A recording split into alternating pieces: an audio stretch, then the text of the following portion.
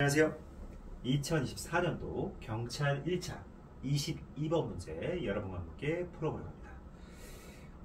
형법 문제고요. 형법 중에 강론 파트 중에 사기와 관련된 문제입니다.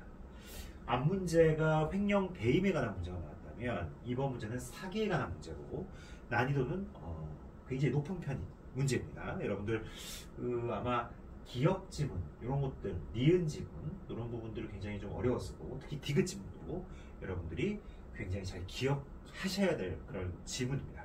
아시겠죠? 조금 판례가 단순하게 나오지 않았어요. 그 안의 내용을 얼마나 그 요지 안의 내용을 얼마나 명확하게 이해했는가 그걸 물어보고 있는 그런 문제라고 보시면 될 것 같습니다. 이 경찰 문제, 경찰 1차 문제 이게 재산제 문제가 좀 중간에 배치가 돼 있어서 굉장히 좀 까다로운 부분이 없지 않아 있는데 여러분들 집중해서 푸셔야 됩니다. 실제 시험장 가서도 결국 재산제 파트에서 당락이 결정될 수가 있는 겁니다. 아시겠죠? 자, 그래서 오늘 문제 한번 풀어보도록 하겠습니다. 오늘 문제 한번 보시면 자, 사기의 죄에 관한 설명으로 옳은 것 이렇게 묻고 있네요. 옳은 것은 모두 몇 개인가 이런 문제죠. 개수형 문제입니다. 자, 기억. 사기죄에서 피해자에게 대가가 지급된 후 피해자를 기망하여 그가 보유하고 있는 대가를 다시 편취했어요. 자, 사기죄에서 피해자에게 대가가 지급됐어요. 어떤 물건을 피해자가 예를 들어 A라는 사람한테 B가 있어요. 이게 이제 피해자고 이게 이제 기망행위를 한 사람인데 실제로 이 피해자한테 대가가 지급된 거예요. 아주 뭐 싼 값의 대가가 주어졌겠죠. 예를 들어서 뭐 A라는 A-라는 물건이 있는데 이 물건의 실제 가치는 뭐 예를 들어서 1억짜리인데 요거를 뭐 한 1천만 원 정도의 대가로 B에게 지급을 하고 B는 그걸 모르고 기망을 당해서 팔았겠죠. 그러면 일단 이 1천만 원을 B는 취득한 건 맞아요. 근데 이 지급되고 나서 이 피해자를 기망해서 그가 보유하고 있는 이 1천만 원 다시 여기에 대해서 또 별도의 기망행위를 한 거예요. 별도의 기망행위를 통해서 이 1천만 원을 또 편취. 자, 이렇게 됐을 때 이는 새로운 법익의 침해가 발생한 것 맞죠?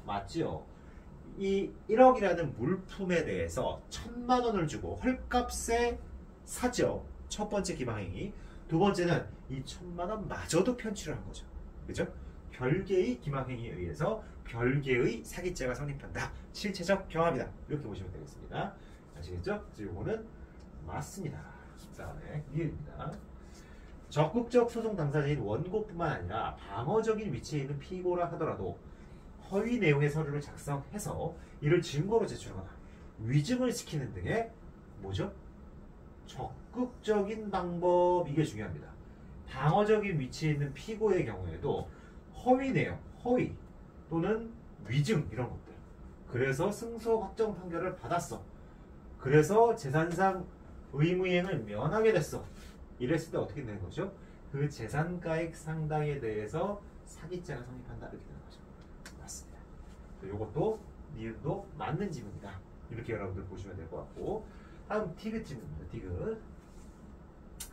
자, 여기서 디귿 지문 한번 보시면 요 디귿 지문이 상당히 좀 중요한 지문이에요. 갑은 A를 기망하여 A가 소유한 B 부동산. 자, A가 소유한 B 부동산이에요. 아무런 부담이 없는 상태에서 시가가 10억 원이다. 좀 붙였어야 되겠네요. B 부동산, 요 B라는 부동산인데 이게 그냥 액면가가 10억이라는 거예요. 10억.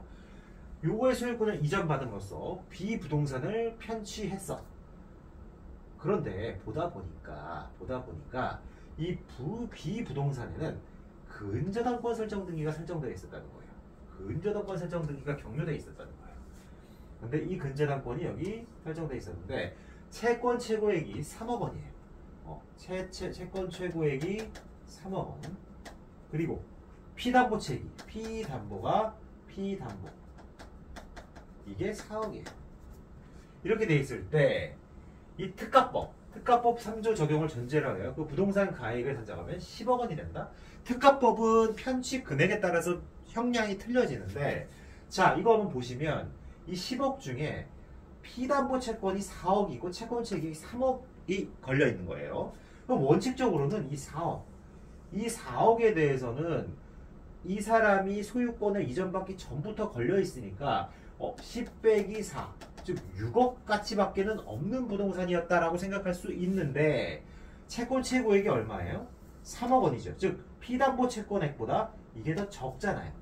3억 한도 내에서만 담보물로서의 역할을 한다는 거예요. 따라서 10억 빼기 4억이 아니라 10억 빼기 3억이 돼서 얼마죠? 7억 가치. 7억 가치밖에 없는 거다. 이렇게 해석을 해야 되는 거예요. 그래서 이거는 7억 원이 된다고 봐야 돼요. 근데 예를 들어서 채권 채액이 3억 원인데 피담보 채권액이 2억 원이에요. 예를 들어서 2억 원. 그러면 뭐죠? 10 빼기 3인가요? 아니죠. 10 빼기 2가 되는 거예요. 왜냐하면 실제 채무액을 따라서 이 담보부동산의 환가가 일어날 거 아니에요. 채권 채액이 3억이라고 하더라도 2억 한도 내에서 부동산은 환가가 일어날 거란 말이에요. 그래서 2억만 먼저 뽑아가고 나머지 8억을 먹을 수 있는 거죠. 그죠? 이 갑이라는 사람이. 따라서 이 피담보 채권액이 채권 최고액보다 크면 채권 최고액 한도 내가 되는 거고, 피담보 채권액이 채권 최고액보다 적으면 피담보 채권액만큼 공제된다. 이렇게 보시면 될 것 같아요. 그래서 여기서는 공제 이슈가 있다. 공제 이슈. 어쨌든 뭐가 됐든 간에 7억 원을 묻지는 않았어요. 다만 10억 원은 확실히 아니다. 이걸 여러분들이 아셔야 되겠죠.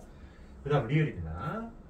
근방에서 마치 귀금속을 구입할 것처럼 가장하여 근방 주인으로부터 순금 목걸이 등을 건네받은 다음, 자, 순금 목걸이 등을 이 건네받았을 때 얘가 이걸 준다는, 처분한다는 의사가 있었나요? 없었죠. 그냥 일단 한번 걸어보세요 하고 준 거잖아요.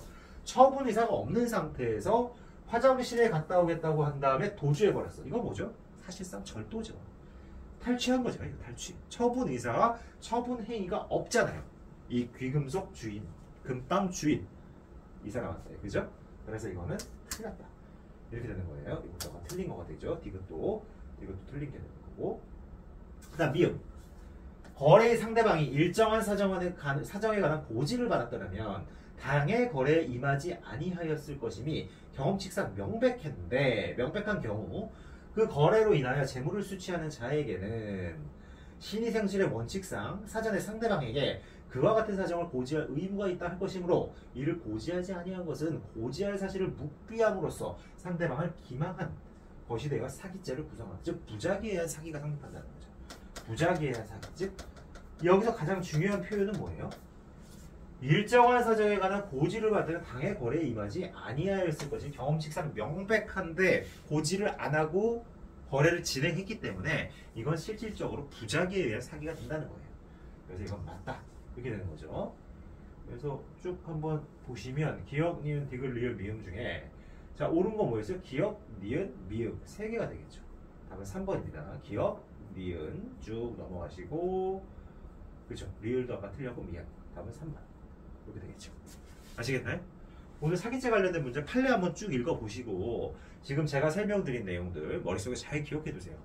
굉장히 중요한 내용들이 많이 있죠. 그죠? 여러분들 특히나 그 근저당권이 설정되어 있는 부동산을 기망으로 취득했을 때의 가액 산정 이 부분 굉장히 중요하다 이렇게 보입니다. 앞으로도 다른 시험에서도 얼마든지 나올 수 있다. 아시겠죠? 네, 오늘 여기까지 하겠습니다. 감사합니다.